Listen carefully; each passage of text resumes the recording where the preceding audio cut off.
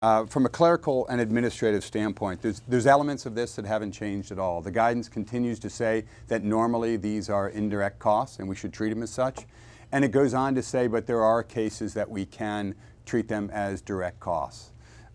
They've added some new language like integral. We're not exactly sure what that means. That's a new word that they've added. The language around explicitly included in the budget has been there in the past, but what is new is that they've added or have the prior written approval. And so that's a significant change that we've had discussions with the federal agencies to see what this means to them. On the upside, they did remove the major project requirement. That was a point of confusion, both internally as well as with external auditors, internal auditors. So that's the old Exhibit C that they've removed. And Jim, just talking about the potential for how to deal with this on the modular budgets. Yes. We have raised that with NIH, and I don't think they quite thought about it, but, that's right. But now they are, and that's we should be getting some sort of guidance from them as well. That's right.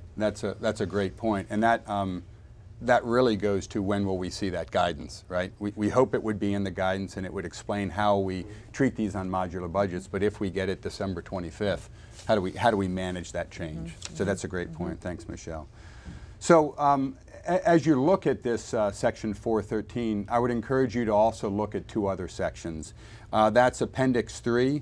Appendix 3, B6A, is a section that deals with indirect costs, talks about the different indirect cost pools, and in particular this section talks about departmental administration and uses the like circumstances language that we've heard in the past. So it's important to look at that.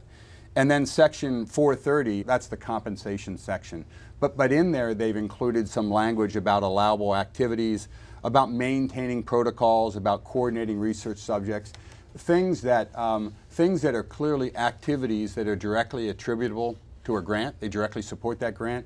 But in some cases they might be done by people that look kind of administrative. Their job title might be that, but their activities are clearly in support of the project and clearly from a compensation standpoint or allowable as a direct cost. So they shouldn't be treated as a clerical and admin type of activity. The explicitly included in the budget, what we think that means is if it's not in the proposal, if it's not in the awarded budget, before you can expend those funds, you will have to go back to the sponsor. So again, that's putting in a process to go back to the sponsor to get approval for those things.